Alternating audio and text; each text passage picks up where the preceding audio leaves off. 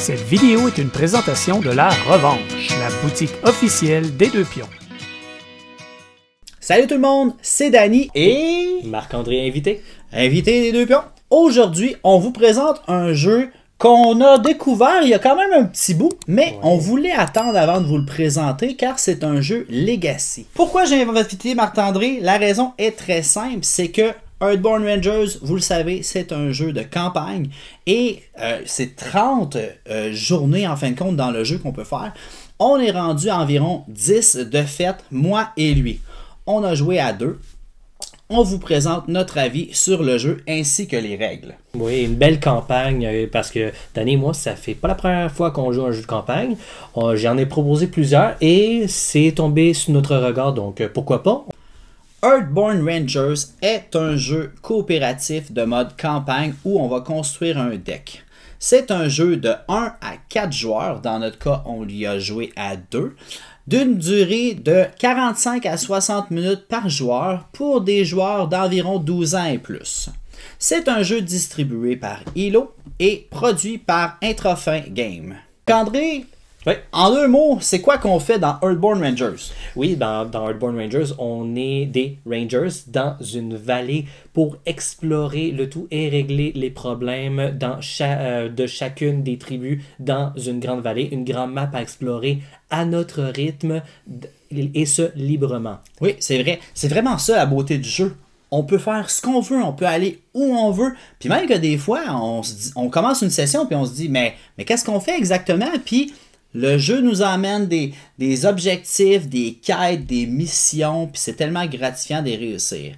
Au début, on va créer notre deck de personnages. Toi, tu étais un berger avec plein d'animaux, oui. Tandis que moi, je riais de ça, j'étais un peu Batman. J'avais des outils technologiques, puis j'étais un artisan qui pouvait manipuler ces choses. Toi, tu étais un explorateur, si ma mémoire est bonne. Oui, plus un explorateur. Ouais. Et en plus, on a des traits de personnalité, genre je suis motivé, puis je peux rajouter des traits qui se rajoutent à notre deck. On brasse ça, on est envoyé dans l'histoire.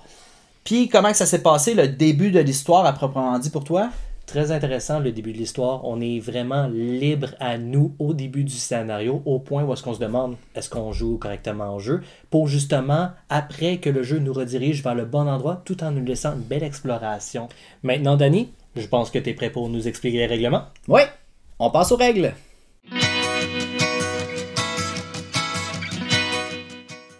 Bonjour tout le monde, c'est Danny. Donc aujourd'hui, je vous explique les règles de Earthborn Rangers. Mais avant de vous présenter les règles, je vais commencer par vous expliquer comment créer son personnage. Dans Earthborn Rangers, chaque joueur va incarner le rôle d'un personnage.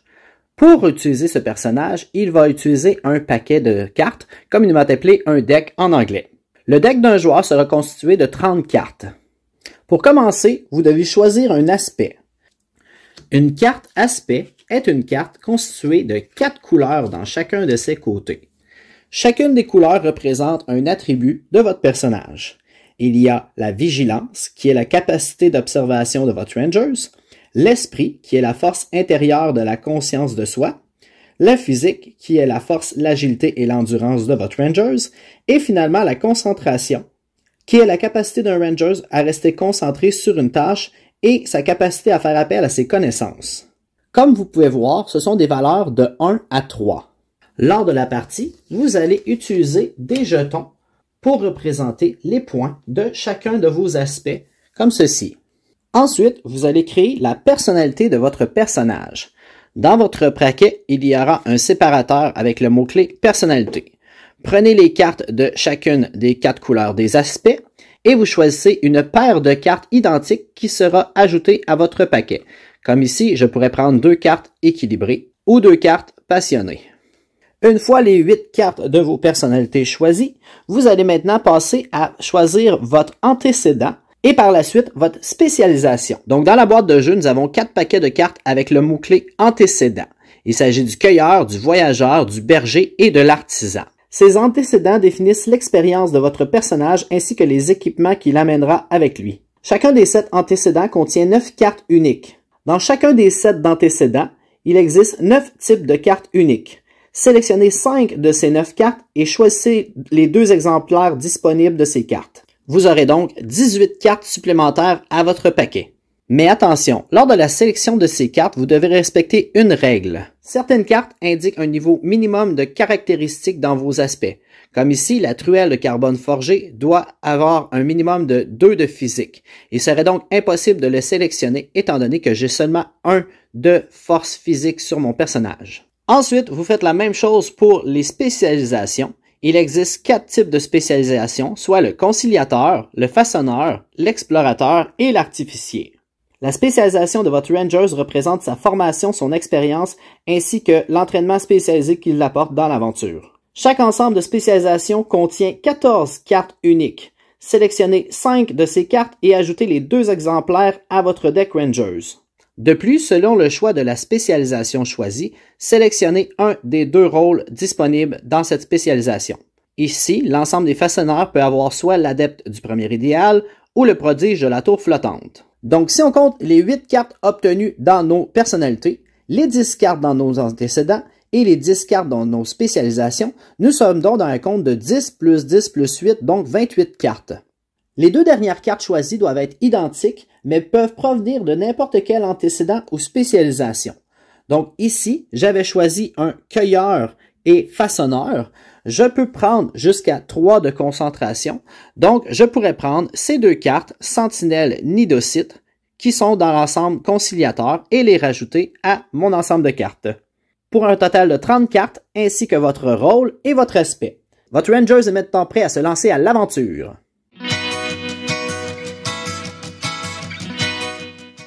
Donc maintenant que chacun des joueurs a obtenu son paquet de cartes, je vous explique les règles de Earthborn Rangers. L'histoire complète de Earthborn Rangers est appelée campagne. Chacune des sessions de jeu sera donc nommée une journée. Une journée peut se terminer de plusieurs manières, soit en ayant terminé un scénario, soit en ayant réussi une mission, soit en ayant décidé de voyager et de faire un campement, ou si alors un de nos personnages a 3 blessures, cela met un terme immédiatement à la journée. Une partie est divisée en manches, où chacun des Rangers va jouer à tour de rôle, en jouant des cartes dans l'aire de jeu, ou en interagissant avec celles-ci. C'est ce qu'on va appeler faire des tests.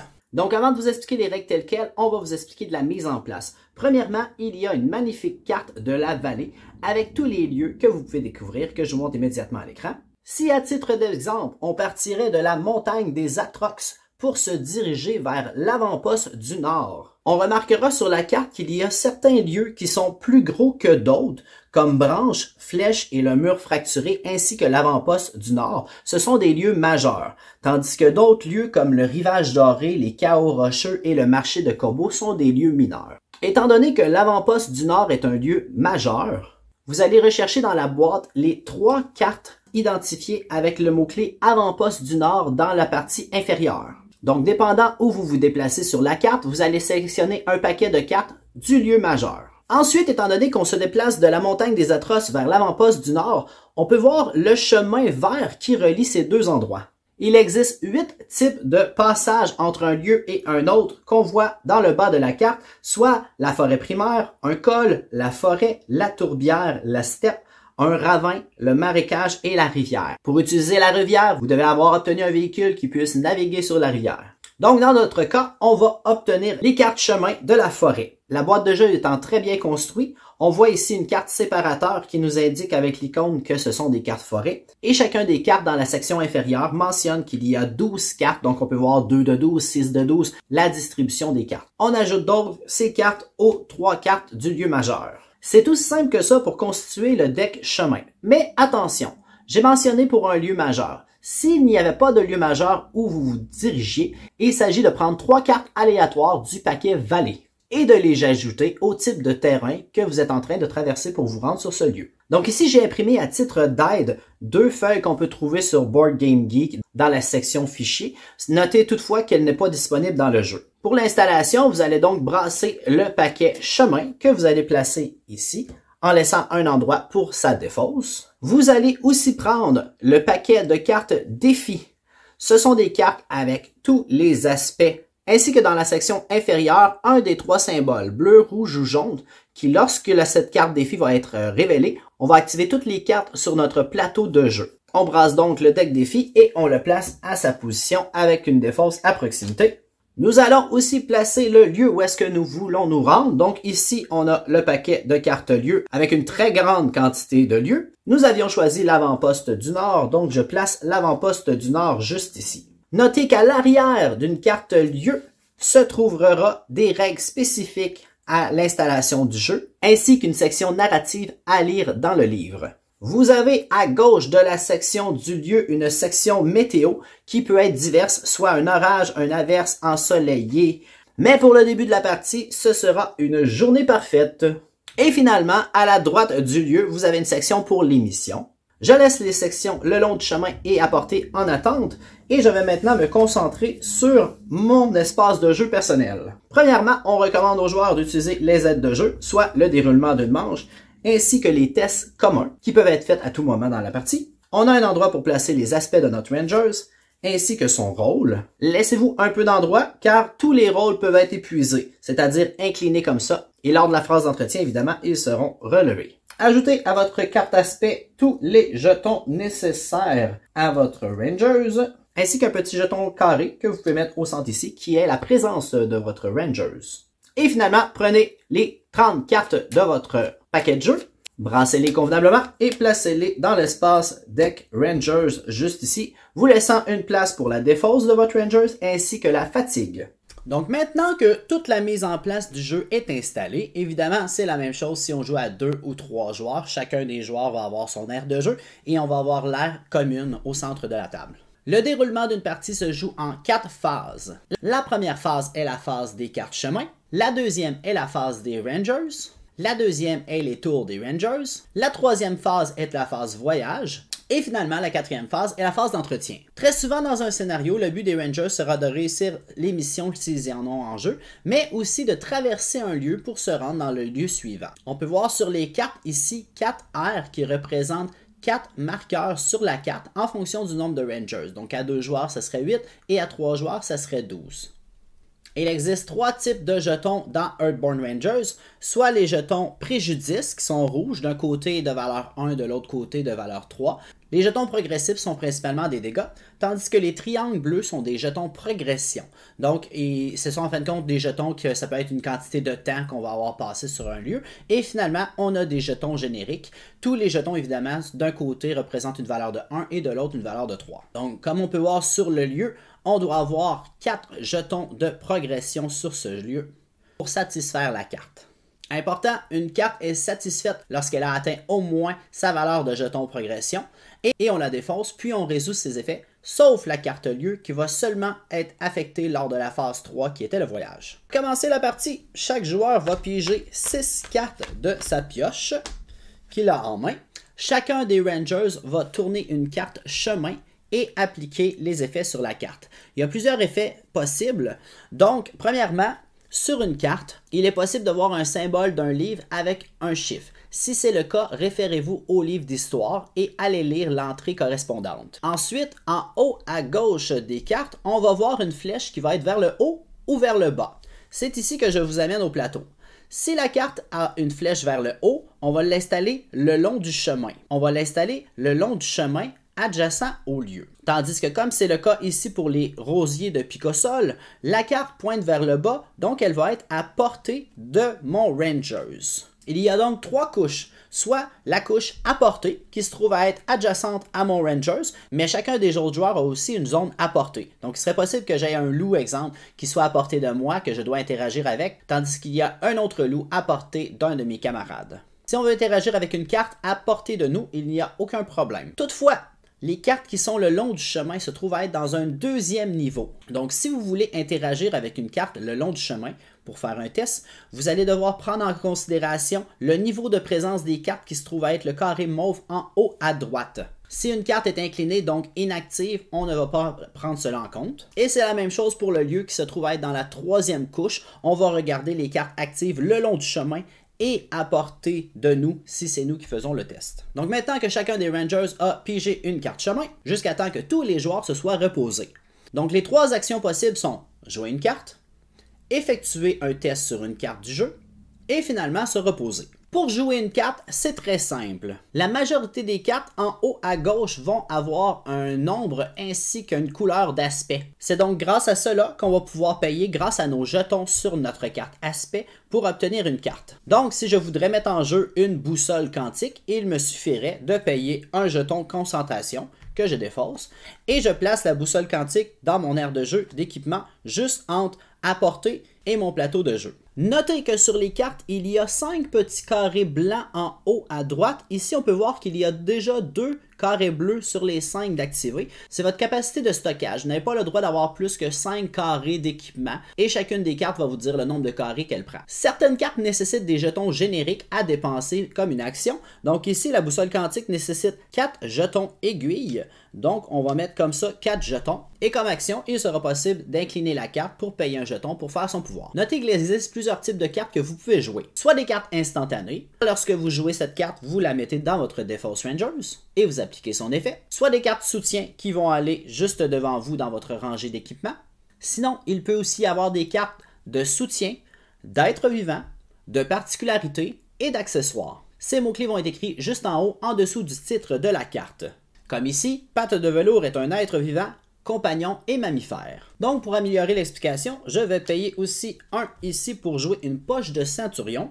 Et j'ai fait cela pour vous expliquer la deuxième action qui se trouve d'être d'effectuer un test. Que ce soit de vos cartes dans votre deck Rangers ou les cartes dans le deck chemin, souvent sur les cartes, il va y avoir l'opportunité de faire un test. Avant tout, vous avez aussi la carte Test commun qui présente 4 types de tests en fonction des aspects. Soit traversée, qui est de l'aspect physique pour pouvoir mettre des jetons de progrès sur un lieu. Connectez-vous, selon l'aspect esprit qui vous permet de mettre des jetons progrès sur des êtres vivants, comme pour amadouer un animal. Souvenez-vous, selon l'aspect concentration, qui vous permet de piocher des cartes dans votre paquet Rangers.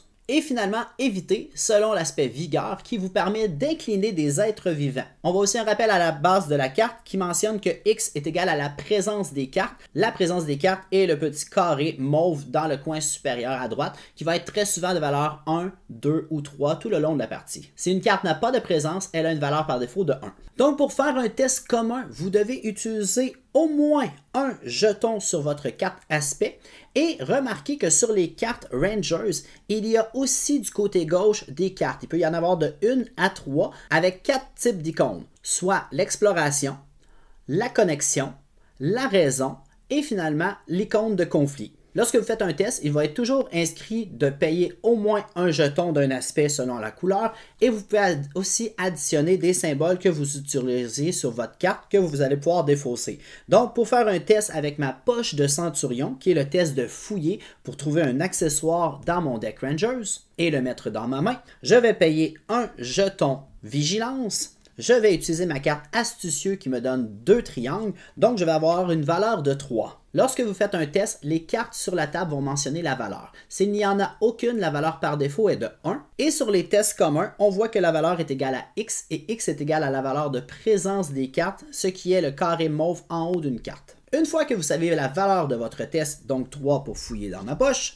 je vais tourner une carte défi. En fonction de l'aspect choisi, donc vert ici, on va modifier la valeur. Donc je la modifie de 0. Ça peut être de valeur négative ou positive. Et ensuite, je vais vérifier si j'ai réussi ou non le test. Dans ce cas, c'est réussi. Donc je vais pouvoir prendre un accessoire dans mon deck Rangers et le rajouter dans ma main. Une fois que vous avez recherché dans votre deck Rangers, vous devez le rebrasser et le replacer à sa place. Maintenant, pour compléter la carte défi révélée, on va regarder ici le symbole. On voit un beau soleil ensoleillé et le dos des cartes défi nous mentionne un soleil jaune, une montagne bleue et une flèche rouge. Selon le symbole révélé, vous allez activer toutes les cartes dans l'aire de jeu en prenant soin de faire l'ordre suivant. Vous allez commencer par la météo. Ici, on voit une journée parfaite qui est un symbole de montagne bleue, donc on ne l'activera pas. Ensuite, on va faire le lieu, les missions si on en a en cours. On va maintenant passer le long du chemin et finalement apporter.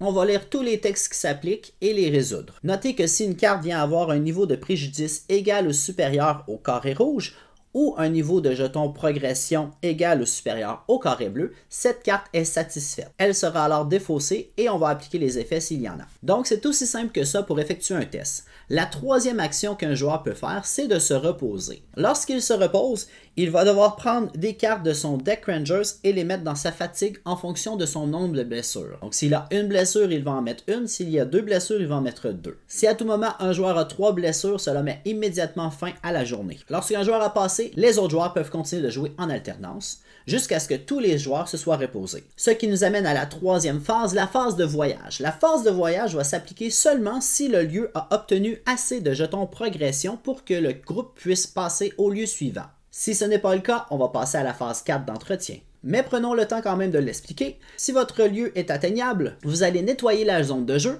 voyager vers un lieu suivant disponible sur la carte. Vous pourriez aussi décider de camper, c'est-à-dire de mettre un terme à la journée, vous laissant la possibilité de modifier votre deck Rangers. Vous allez ensuite préparer le deck chemin comme expliqué précédemment, et finalement préparer la destination avec le lieu, la météo et les missions en question. Et finalement, la quatrième phase est la phase d'entretien. Chaque Rangers va piger une carte de son paquet, il va renouveler tous les jetons d'énergie sur les aspects et il va restaurer toutes les cartes de son aire de jeu, c'est-à-dire si elles étaient inclinées, il va les redresser pour les mettre actives. C'était donc les règles de Earthborn Rangers. Donc, Marc-André, nous sommes de retour pour vous présenter notre avis sur ce jeu que, on va se le dire, on n'a pas encore terminé. Non, loin de là. La campagne au complet prend 30 jours. On est juste rendu au 9e. Ouais, on a fait le 1/3.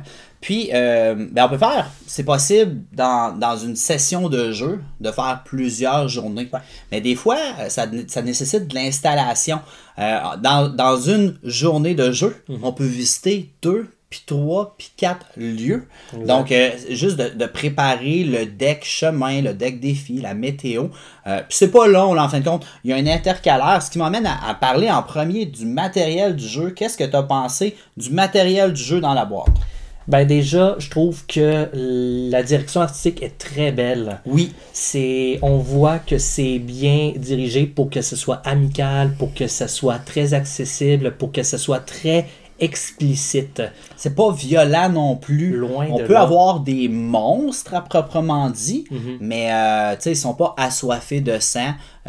Puis c'est ça, tout est beau. Les animaux sont beaux, les lieux sont beaux. Des fois, là, je me perdais juste à regarder des lieux, un pont. Tu regardes un pont puis t'es comme, mais il y a du détail, il est beau ce pont-là. Ça, et le titan de pierre qui tenait dans notre main, là. Ouais. Qu'on regarde des détails de minutie, qu'on veut quasiment prendre une loupe pour regarder la beauté du dessin. C'est vrai que c'est super beau. Les cartes sont de bonne qualité. L'intercalaire dans le jeu aurait pu être un peu mieux fait, je vais être honnête. C'est simplement des boîtes en fin de compte qu'on peut mettre des cartes, mais ça peut bouger entre les boîtes. Et il y a une expansion qui s'en vient. Fait que c'est sûr que on peut mettre l'expansion dans la boîte de base. Ça, c'est quand même une bonne chose. Mais ce qui est bien aussi, c'est que ça respecte également beaucoup le thème du jeu, qui est l'écologie. Parce que le jeu, si je ne me trompe pas, il est 100% fait de matière réutilisable. Ouais. Et les cartes, malgré tout, en fait, là, on peut parler de cartes d'autres jeux qu'on ne va pas nommer le nom, que les cartes sont très cheap. C'est vraiment pas de bonne qualité. Alors que c'est un jeu de matière réutilisable qui porte sur l'écologie. La bonne qualité, donc je pense qu'on peut pardonner en fait l'emballage des cartes aussi. C'est un petit papier de soie quasiment parchemin. C'était la deuxième fois, je me souviens pas exactement dans quel jeu j'avais vu ça, mais ça devient une tendance de pas emballer de plastique transparent, polluant, si on peut dire ça comme ça là. Mais ça aide beaucoup par contre sur le prix du jeu.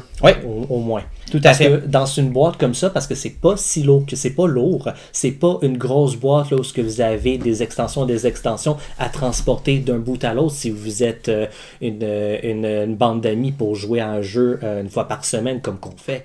Non, c'est une petite... Tu sais, la boîte de base nous offre beaucoup d'aventures, on va dire ça comme ça. Là, on a déjà beaucoup de sessions, puis on en veut encore. Là, il y a une expansion qui s'en vient, mais effectivement... On sait que l'extension, puis il va-tu en avoir une deuxième, on verra bien. T'sais. Moi, personnellement, c'est un peu les jetons des traits, les jetons rouge, jaune, vert, bleu que j'ai trouvé un petit peu mince. Ça, c'est juste moi, tu sais, on le sait, là, j'ai beaucoup de jeux, puis j'aime ça avoir excusez l'anglicisme, des compounds, des matériaux de qualité. Fait que, tu sais, si quelqu'un a une imprimante 3D, ou vous pouvez aller sur certains sites pour vous commander des jetons plus épais, ça peut améliorer votre expérience de jeu, parce qu'on va se le dire, toutes les actions dans ce jeu-là sont basées sur les jetons. Exact. Donc, on veut s'acheter une carte, on paye des jetons, on met la carte en jeu. On veut faire un test, on va payer un jeton plus des icônes sur des cartes pour faire le jet. Fait que tu sais, les jetons, on les utilise tout le temps, à chacun de nos tours. Et ce qui est bien, ce qu'elle va apporter au deuxième point, c'est le jeu en général, en fait, comment qu'on joue un tour, puisque tu l'as bien expliqué dans les règles. Tout le jeu est assez clair sur ce qu'on peut faire et surtout les possibilités qui s'offrent à nous. On a quand même beaucoup d'actions de base qu'on peut utiliser, mais tout ce qui peut apporter sur l'achat des cartes va toujours s'apporter à qu'est-ce qu'on a dans notre réserve de nos traits. Est-ce que je peux mettre notre carte patte de velours, ta carte préférée? Non, je peux pas l'utiliser puisque j'ai déjà utilisé mes 3 jetons pour traverser un lieu. Donc, je dois attendre le prochain tour avant de l'utiliser. Ouais. Est-ce que je veux me connecter avec un animal pour qu'on puisse mettre des jetons de progrès? Non, puisque j'ai déjà utilisé pour mettre en jeu ma carte de Riri, mon aigle, pour qu'il puisse regarder plus au loin. À chaque fois qu'on veut faire une action, on a juste à se référer à notre pool de jetons afin de savoir qu'est-ce qu'on peut faire, qu'est-ce qu'il nous reste à faire, est-ce qu'il nous reste à passer notre tour. Puis la coopération est super importante, que ce soit simplement sur le premier joueur du tour. Des fois, ça peut être, OK, notre priorité, c'est vraiment de tuer ce monstre-là parce qu'il nous empêche, ou de tuer un monstre qui nous empêche d'aller sur un lieu. Là, je peux pas le tuer pour le moment, tu veux-tu commencer? Nous, on a joué à 2. C'est sûr que plus il y a de joueurs, plus il y a de downtime, par exemple. Puis, il n'y a pas beaucoup de cartes qui interagissent lorsqu'un autre joueur joue. Il y en a quelques-unes, mais très peu. Donc, c'est sûr que c'est notre casse-tête personnel, mais il peut arriver un moment que tu fasses comme je ne vais pas jouer, je joue à ma place. Tu sais, je joue le premier, puis je vais jouer ensuite, ou je vais déposer une carte pour que tu fasses un test. C'est souvent la suite de tests qui est importante. Oui, et la coopération, je vais encore renforcer le point, très important, puisque un des joueurs est fatigué, un des joueurs est blessé, ça va mettre la fin de la partie presque immédiatement. Donc, on regarde les cartes qu'on a sans se les partager directement et on donne toujours des jetons de charge de plus pour activer le tout. Très important. Et ça m'apporte au prochain point également la synergie entre les cartes. On n'a pas besoin à se casser la tête à savoir que c'est normal qu'on puisse juste se relier d'amitié avec un animal.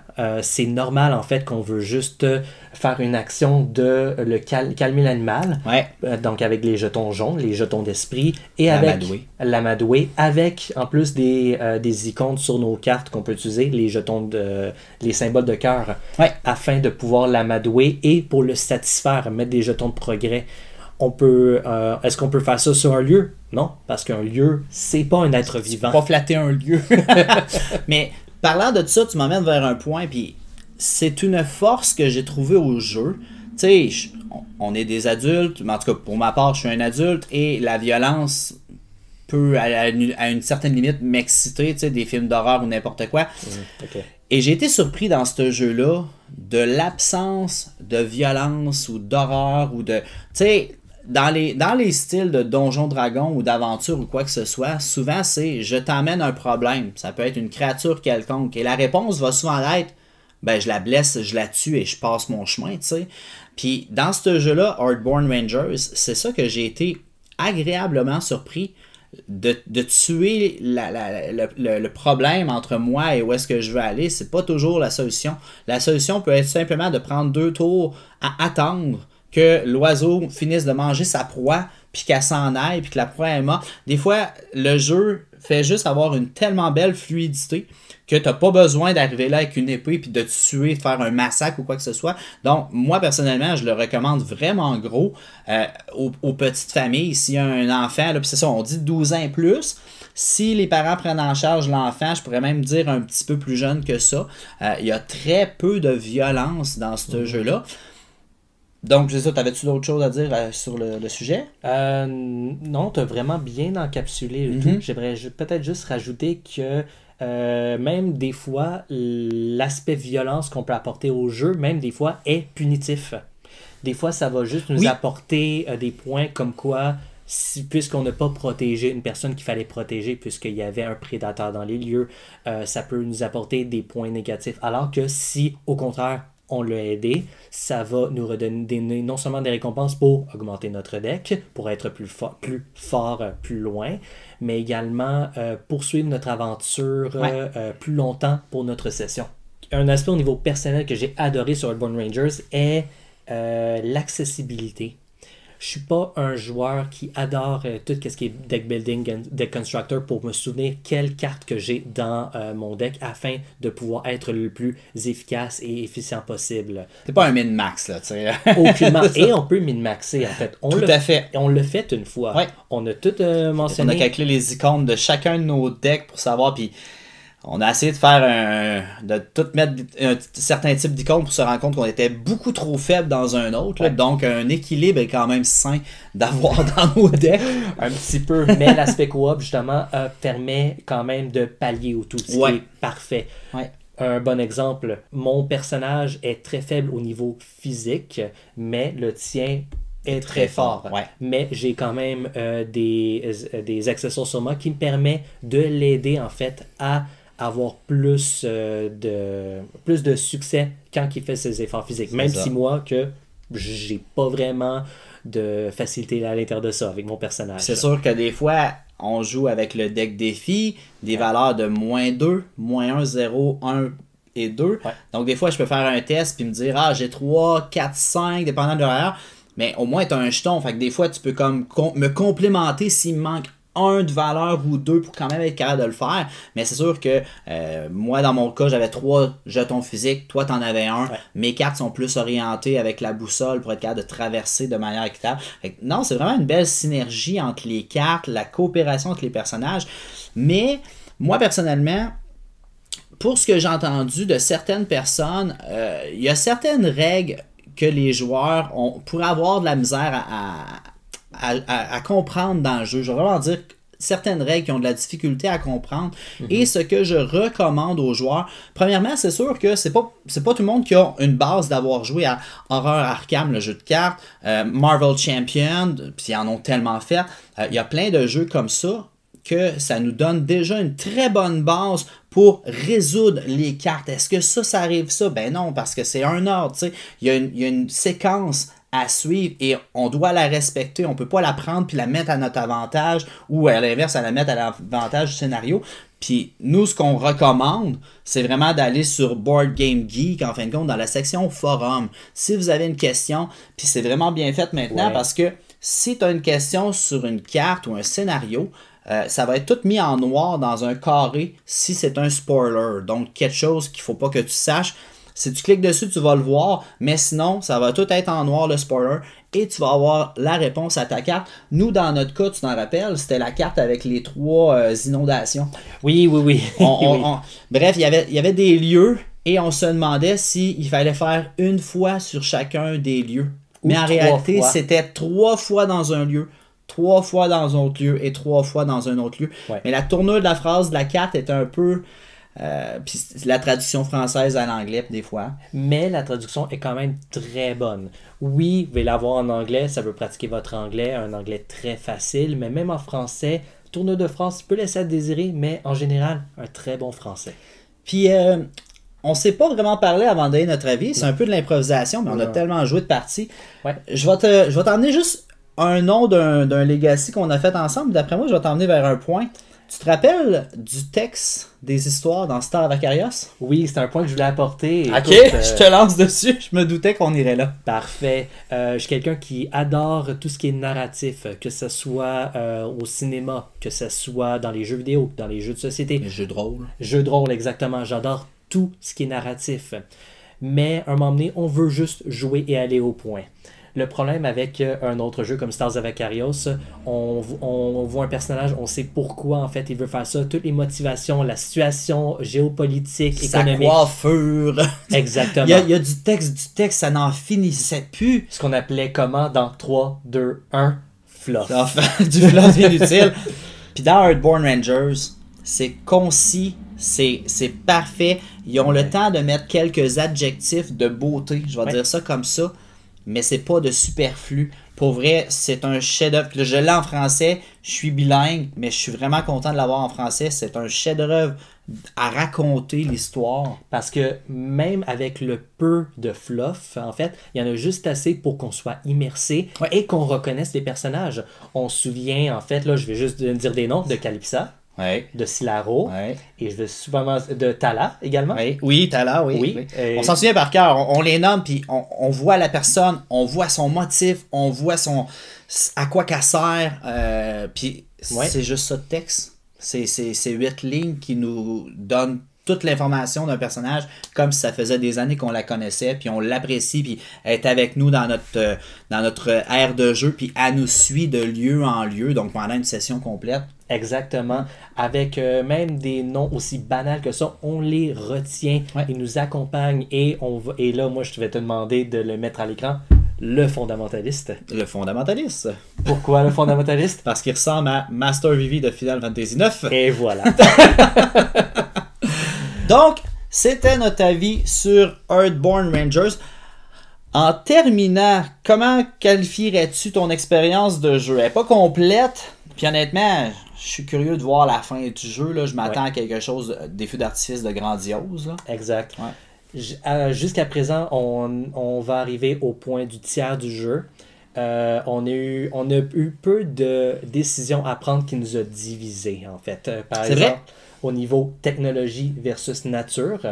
Donc, on a pris une décision. On va dans cette direction-là. Qu'est-ce que ça va avoir comme impact? On ne sait pas. J'ai hâte d'y rejouer. Pour quelqu'un qui n'est pas un adepte des deck constructors, je m'habitue de plus en plus à savoir qu'est-ce qui va plus s'agencer, mais j'adore l'univers, j'adore ce que j'ai déjà vu et je peux pas attendre pour voir qu'est-ce que le jeu me réserve.